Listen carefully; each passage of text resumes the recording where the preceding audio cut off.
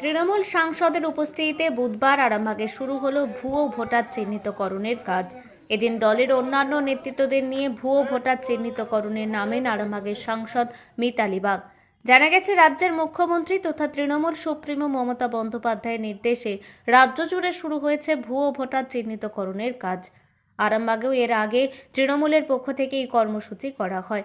এদিন আরামবাগ পৌরসভার 6 নম্বর ওয়ার্ডে লোকের বাড়ি বাড়ি গিয়ে লোকজনের সাথে কথা বলার পাশাপাশি নাম ধরে ধরে ভোটার লিস্ট চেক করেন সাংসদ ছাড়াও এই কর্মসূচিতে উপস্থিত ছিলেন আরামবাগ সাংগঠনিক জেলা তৃণমূল চেয়ারম্যান স্বপন নন্দী, আরামবাগ পঞ্চায়েত সমিতির সভাপতি শিশির সরকার, আরামবাগ টাউন তৃণমূল সভাপতি প্রদীপ সিংহ রায় সহ অন্যান্য তৃণমূল নেতৃত্ব ও কর্মীরা।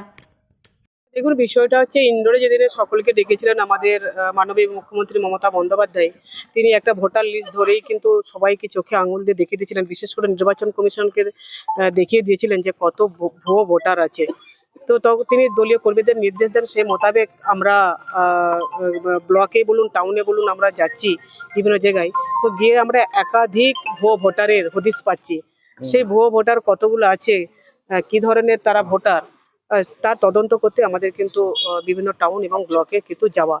যে ইতিমধ্যে যেসব বেশ কিছু টাউন এবং ব্লকে যে আমরা ভেরিফিকেশন চালিয়েছি, তাতে করে বহু ভুয়ো ভোটার একই নামে একাধিক ভোট। তার কারণ আমরা জানি না, আমরা এখানে একটা বলবো যে কেন্দ্র বাহিনী নিয়ে একাধিক জায়গায় আমরা দেখি কেন্দ্র বাহিনীর ভোট, কেন্দ্র বাহিনীর একটা বিশাল চাপ থাকে। এখন আমাদের কাছে পরিষ্কার যে এখানে এত কোম্পানি কেন্দ্র বাহিনী, ওখানে এত কোম্পানি কেন্দ্র বাহিনী। সেটা অ্যাকচুয়ালি বিজেপিকে যে জানাতনা প্রকারে জিতানোর জন্যই বলতে এই ব্যবস্থাপনা, এই ভুয়ো ভোট আর এই কেন্দ্র বাহিনী। তো সেটা আম জনতাও কিন্তু দেখছে পরিষ্কার, জনতার কাছে, জনতা জনার্দনের কাছেও কিন্তু পরিষ্কার হয়ে যাচ্ছে বিষয়টা, সার্বিক বিষয়টা। যে কারণ যিনি জীবিত, তিনি কিন্তু এখানে মৃত হয়ে বসে আছেন। আবার যিনি এখানের লোক নন, তিনি এখানের ভোটার হয়ে বসে আছেন। তো এই সার্বিক যে ভুয়োর বিষয়টা, সেটা আমাদের তদন্ত করতেই আসে।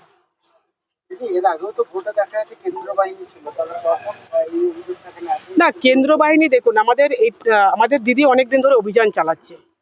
আমরা বলতে চাইছি যে আজকে কোড়াং কষি করে ভোটটা কেন, তো তাদের ফেভারে যাবার জন্যই কি এখানে এত কেন্দ্র বাহিনী দাও, ওখানে এত কেন্দ্র বাহিনী দাও, তাদের লোক দিয়ে তাদেরই ভুয়ো ভোটার দিয়ে ভোট দেবো, এটা এই প্রবণতাও তো কাজ করতে পারে।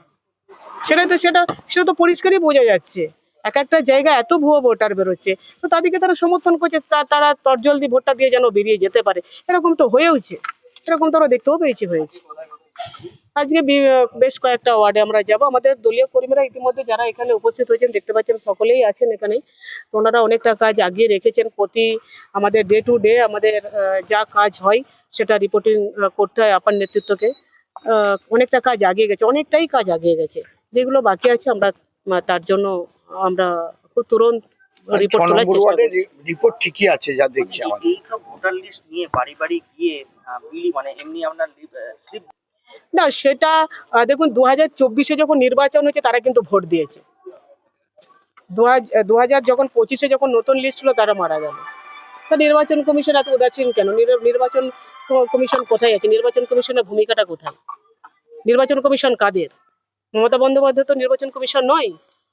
তাহলে 2024-এ আমি ভোটটা দিতে পারলাম মিতালি বাগ, 2025-এ এসে দেখছি আমি মৃত। ভবিষ্যৎটা কি দেখা যাচ্ছে? বেশ কিছু কঠোর তৃণমূলপন্থী যারা, তাদের থেকে আমরা আবার বেশি পাচ্ছি, মৃত বললে তাদেরকে করে দেওয়া হয়েছে।